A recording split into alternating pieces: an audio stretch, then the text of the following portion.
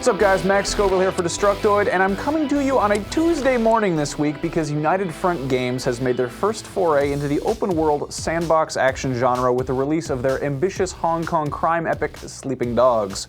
Now, expectations play a big part in how enjoyable a game is. With Sleeping Dogs, I had pretty high expectations based on what I'd been seeing, but in addition to being the first project from United Front Games that wasn't a kart racing game, Sleeping Dogs is also an extremely ambitious title set in a massive open world, and I was well aware that this could have easily been a ham-fisted, sloppy mess of a game riddled with bugs and glitches, but thankfully, that is not remotely the case.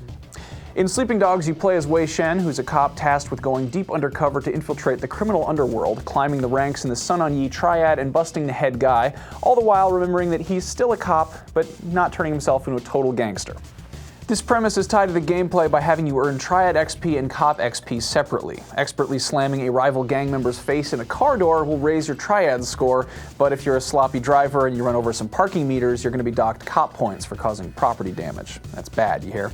It's not like you have to choose between Renegade and Paragon, though. Gaining XP as a policeman will unlock driving and shooting skills, while leveling up as a Triad will improve your melee combat. If 2 skill trees weren't enough, you're also given face points, which are earned by completing side quests for NPCs, called favors, which allow you to buy nicer cars and clothes, or have vehicles delivered to you by valet, perks like that. There's also a Kung Fu dojo with a separate skill tree where you unlock new combos by collecting jade animal statues.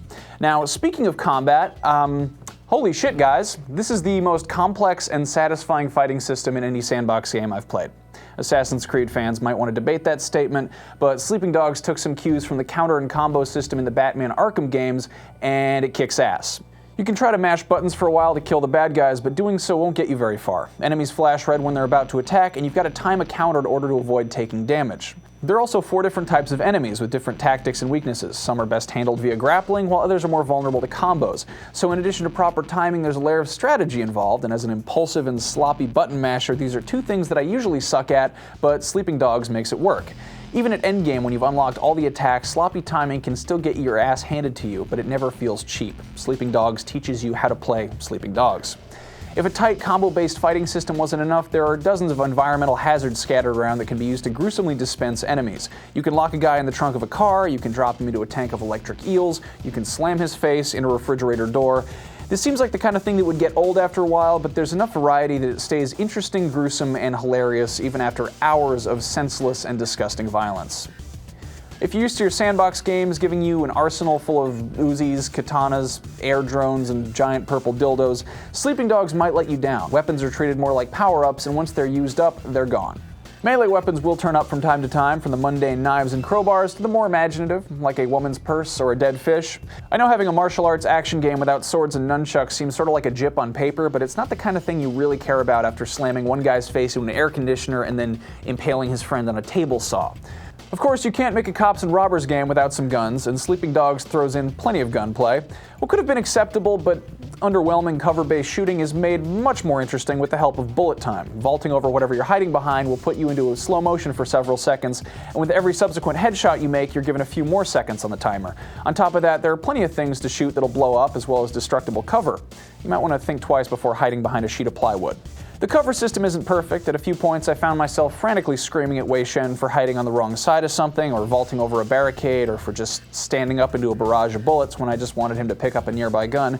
But the hectic fun of a John Woo firefight is plentiful enough that I can overlook this. Did I mention you can go into bullet time while driving?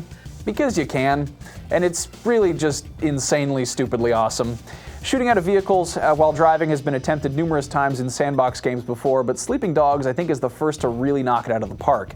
Again, you're granted a few seconds of slow motion, which is more than enough time to shoot out the front tire of a rival gang's car and send it cartwheeling into a fiery explosion. And since you're doing this in slow motion, you can do it quickly enough that you don't just immediately drive into a wall yourself, like an idiot.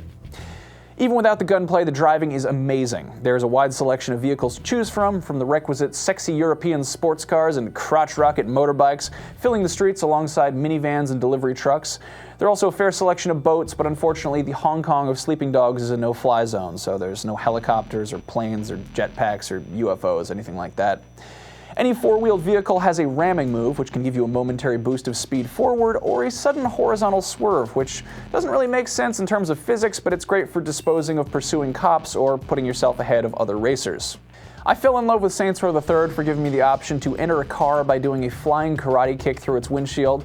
Sleeping Dogs doesn't quite have that, but it does have something just as cool, the action hijack. Hitting the appropriate control while driving will make Wei lean out of his car door or stand up on the seat of his bike, and when he's close enough to another vehicle, a green arrow will appear, and Wei will hurl himself onto the other vehicle, ripping open the driver's side door, removing the driver, and commandeering the ride for himself. I've always been a tough sell for gangster stories, so I wasn't really expecting to be completely invested in the story, but I was immediately hooked. The writing and voice acting is easily on par with the animation, which, if for some reason you're not looking at the screen, is just downright gorgeous. The rogues gallery that makes up the star players of Sleeping Dogs manages to avoid the obvious pratfall of becoming a collection of bad Asian gangster stereotypes, and some of the characters in this criminal underworld are so charming that you'll actually kind of wish you weren't really a cop. Sleeping Dogs starts really strong story-wise, but not every mission is a grand slam standing ovation. By no means it is a case of quantity over quality, but there is more than enough cool stuff to make up for anything that's underwhelming. In addition to triad missions, police cases, favors, and dating, there are also events and activities, all of which appear as different waypoints on your map that can easily be shuffled through in-game without having to muck around on any dumb menu screens.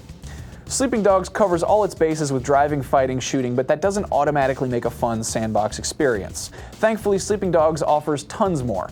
During missions, you'll be required to do parkour, pick locks, hack into security cameras, take pictures, wear disguises, triangulate cell phone positions, and even sing karaoke. Most of these mechanics are simply little puzzles, but they're spaced out with enough variety that they never really get tedious. Side activities include street racing, cockfighting, and mahjong poker. Shops will sell you clothing, cars, food, and home furnishing for your various safe houses. What I'm trying to say here is that there's a lot of stuff to do in Sleeping Dogs. You'll keep busy.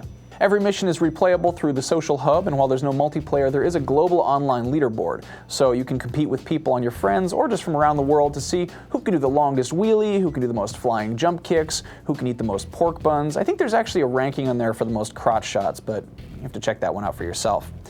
If you haven't picked up on it already, I really love Sleeping Dogs. In fact, I think you should go buy Sleeping Dogs right now because it's an excellent game in basically every way. I expected to enjoy it, but I honestly didn't think it would be this good. If Saints Row took all the goofy, stupid elements of Sandbox crime games and just blew them completely out of proportion, Sleeping Dogs takes all the familiar, gritty Sandbox criminal tropes and distills them into something that's as fun as it is badass, all the while adding a ton of new gameplay mechanics to keep things fresh. United Front Games set out to create an open-world sandbox game in which the driving, fighting, and shooting were all solid enough that they could have been core mechanics in separate linear games, and I can say without hesitation that they succeeded. And if that wasn't enough, they managed to weave these different styles of gameplay together in a way that complements an enthralling story, and they didn't skimp on any of the stupid bells and whistles and side quests. If you're one of the millions of people eagerly awaiting Grand Theft Auto 5, do yourself a favor and pick up Sleeping Dogs in the meantime. You won't be disappointed.